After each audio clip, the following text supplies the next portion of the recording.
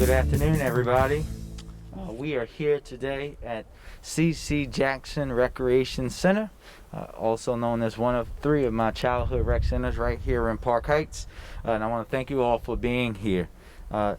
This is a day that I've been looking forward to because it highlights and helps advance one of my biggest priorities as mayor, improving the lives of our youth and children here in Baltimore City.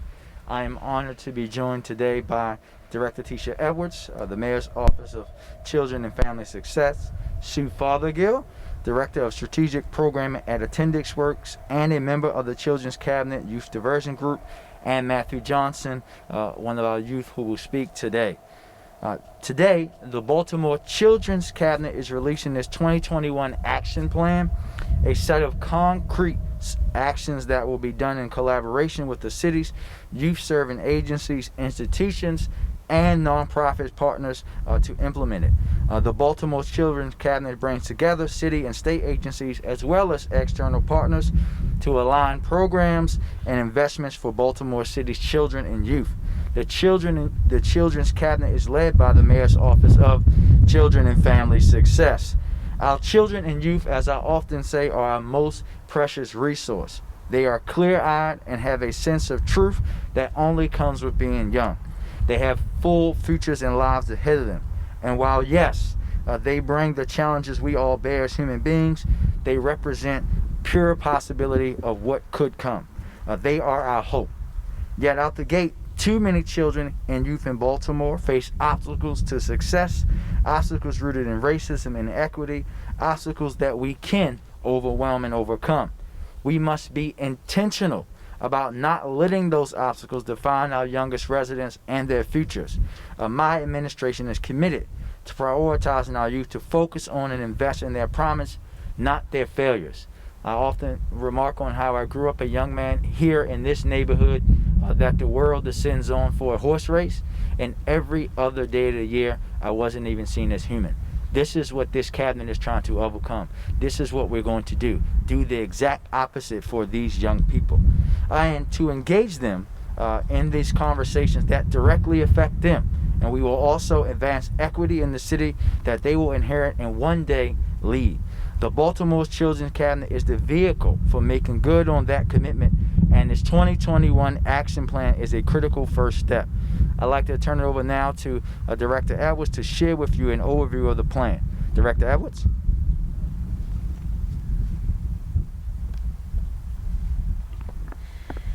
Thank you so much, Mayor Scott. I also want to say thank you to the agency leaders and many community partners who have been so instrumental in supporting the Baltimore's Children's Cabinet. And thank you all for being here to mark this important milestone for our city. Today, with the release of the Children's Cabinet 2021 Action Plan, we as a city collectively commit to and begin the vital work of changing life outcomes for our children and our youth so that all of Baltimore's young people can thrive. I say collectively because this is our work. Our shared commitment to Baltimore's children can only be realized through collective action and collective impact. And with your leadership, Mayor Scott, we will move the needle. You have made it clear that youth are a priority for your administration. And having you champion the Children's Cabinet and its 2021 action plan positions us all for greater impact. We will improve the lives of our children and youth because all of us here will accept nothing less. The work of the Baltimore's Children's Cabinet in the last year, the work to get to today, is a powerful example of what collective action can achieve. The first thing the Children's Cabinet did in late 2019 when it was created was to ask and assess through research how Baltimore's children are doing. That question led to a set of data points that shaped the work of the Cabinet moving forward. I'd like to share a few of those with you. 2/3 of our children enter kindergarten unprepared. 1/3 of our children are food insecure. 1 in 25 city school students report experiencing homelessness, and we think that there are many more. 84% of our students enter 9th grade below reading level. 40%, nearly half of our students were chronically absent in 2019. More than 90% of juvenile arrests in Baltimore involve Black and brown youth. And in 2018, the last year for which there's a full accounting, 69% of homicide victims in Baltimore were Black men. What do these data points say about how our children are doing and the path we set for them from the youngest age?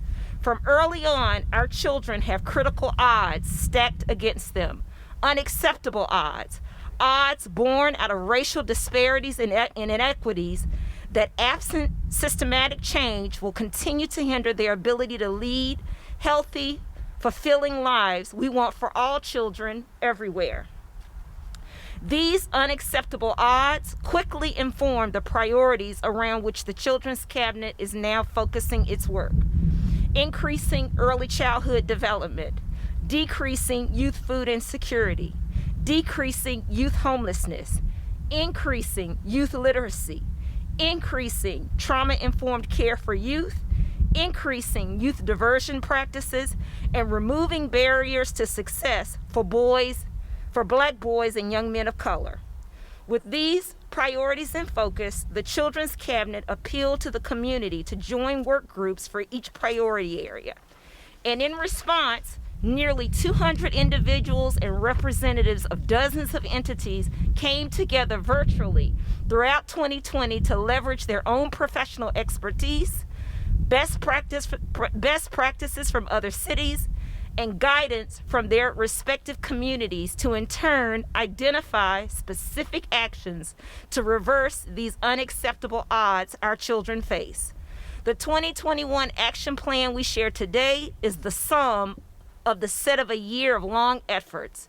It represents what a broad community of people, including hundreds of youth, has said must happen to advance the 7 priorities of the Children's Cabinet and improve the lives of Baltimore's children and youth. During 2021, the Children's Cabinet work groups will launch 15 actions, including 2 actions for each priority area. As part of the action plan, the Children's Cabinet also commits to advocating for legislative and policy changes to advance all of the priority areas.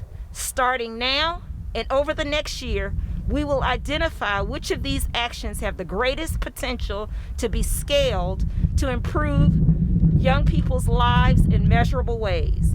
The Children's Cabinet will work across the community and cultivate the resources to realize these actions. But the execution of the actions sits with us all. I urge you to read the action plan. You can find it at our website for the Mayor's Office of Children and Family Success at www.bemorechildren.com. I urge you to share it with others too. It makes a clear case for our work ahead and the urgency with which we move forward. And it offers a glimpse into what can happen when we come together on behalf of our children and youth. Now I would like to introduce Sue Fothergill, community partner, co-lead for the Youth Diversion Task Force, to talk about how she and other communities have contributed to this work. Hi, good afternoon. So as a Baltimore City resident and co-lead of the Children's Cabinet of the Youth Diversion Work Group, I want to first share how inspired I am by Mayor Scott and his commitment to the young people in our city. I also want to thank Mayor Scott for his support for our plan and the actions that we have laid out to improve the lives of children and youth in our city. I also want to extend a grateful nod to Ms. Tisha Edwards for bringing our community in and as critical partners in this work. As community members, we have been part of this work every step of the way, through the public design dialogues, through virtual work group meetings, through the town halls, and as part of the public survey. More than 200 members of the community are part of the 7 work groups of the Children's Cabinet. We're bringing our perspectives, our networks, and our organizational capacity to this moment of opportunity for transformational change for our city. Throughout this work, youth have been engaged. They've been part of the process, and it is our shared commitment to young people and our belief that they have to be part of this process that is critical to the success of this work. Their voice must be heard. They must be part of the design of the actions and be present at every step of the way. And with that, they have been. I would like to turn and introduce Maddie Johnson, who's been a part of this work, and as a former member of the Baltimore City Youth Commission, I'd like to invite Maddie up.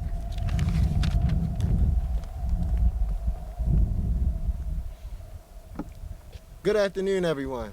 My name is Maddie Johnson. I'm here on the behalf of the Morris Gates of Baltimore, and I'm also the COO of True Relations, a youth-led marketing and consulting firm that is youth-led, and I also am a former commissioner representing District 9.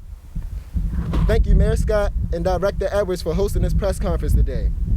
I am very honored to be here and support the release of the Children's Cabinet Action Plan. I am thankful that Baltimore now has a Children's Cabinet that convenes the city and state leaders to discuss and address the struggles that youth are facing every day.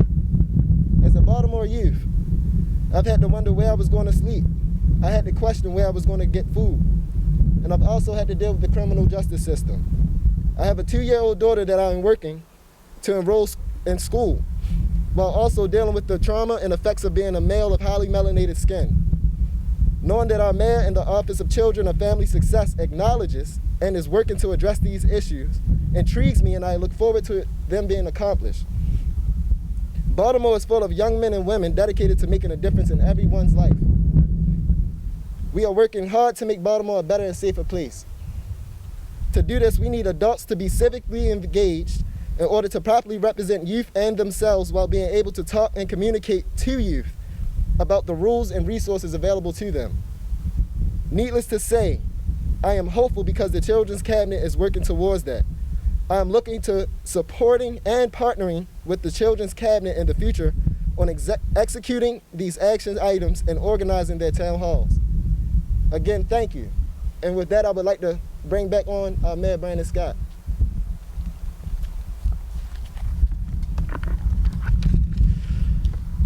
Thank you, Matthew, and thank you for your dedication to improving the lives of young people in Baltimore. So this launches a long-term commitment to creating a Baltimore where young people do not just succeed but thrive and reach their full potential. And with that, we will take some questions. Who's first? Alexa? Good afternoon. How do you feel that this plan of action, this action plan, will help address the issue of crime and how youth are impacted by crime? As you know, the 10-year-old we just had who was shot. Yeah, thank you for that question, Alexa. All of this, everything that you're talking about, and I really want to let Matthew respond to that too as the young person. But we have to understand that you and I have had this conversation many times. Everything is connected. When you have young people who are ready to learn, when they reach school, we know that they are a lot less likely to then end up as a perpetrator or victim of violence in Baltimore City. When you're actually helping to divert young people who do get in trouble early on away from the system and correcting their course, we know that they're a lot less likely to end up a victim or perpetrator of violence in the city. This is about doing that tough, long-term work. This is not the sexy stuff. This is not the magic bullet that doesn't exist that people are looking for. But what you hear and what you hear from this conversation that was driven, as you heard, by the young people, the most impacted on what they want to see, how to make their city better. Matthew, you want to respond to that too?